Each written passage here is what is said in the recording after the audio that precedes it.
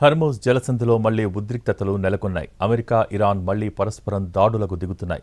2 వారాలుగా కొనసాగుతున్న కాల్పుల విరమణకు ఈ దాడులు విఘాతం కలిగిస్తున్నాయి.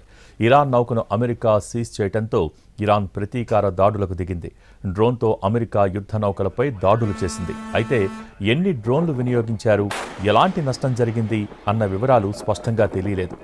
ఇరాన్ జెండా కలిగిన టౌస్కా నౌకపై అమెరికా బలగాలు కాల్పులు జరిపి అదుపులోకి తీసుకున్నాయి.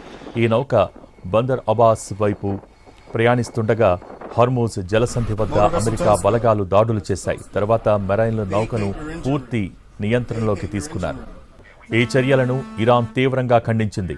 అమెరికా చర్యల్ని ఆర్మ్డ్ పైరసీగా అభివర్ణించింది. కాల్పుల విరమణను ఉల్లంఘించారంటూ అమెరికాపై మండిపడింది. తమ వాణిజ్య నౌకపై దాడి చేసి నావిగేషన్ వ్యవస్థను దెబ్బతీశారని తెలిపింది. తాజా ఘటనతో 2 దేశాల చర్చల మధ్య ప్రతిష్టంభన నెలకొంది. 2 దేశాల మధ్య చర్చలు నిలిచిపోయే సూచనలు కనిపిస్తున్నాయి. అమెరికా ప్రతిపాదించిన తదుపరి చర్చల్లో పాల్గొనబోమని ఇరాన్ సంకేతాలిచ్చింది. మధ్యవర్తిత్వం చేస్తున్న పాకిస్తాన్లో జరగాల్సిన సమావేశంపై కూడా అనిశ్చితి నెలకొంది.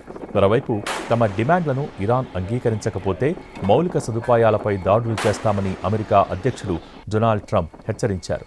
దీనికి ప్రతిగా తమపై దాడులు జరిగితే గల్ఫ్ దేశాల్లోని అమెరికా స్థావరాలకు సంబంధించిన విద్యుత్, నీటి వనరుల్ని లక్ష్యంగా చేసుకుంటామని ఇరాన్ హెచ్చరించింది.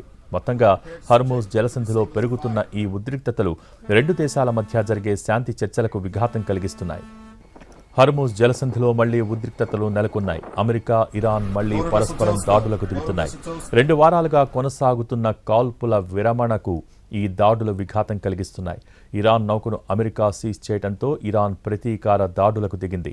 డ్రోన్తో అమెరికా యుద్ధ నౌకలపై దాడులు చేసింది. అయితే ఎన్ని డ్రోన్లు వినియోగించారు, ఎలాంటి నష్టం జరిగింది అన్న వివరాలు స్పష్టంగా తెలియలేదు.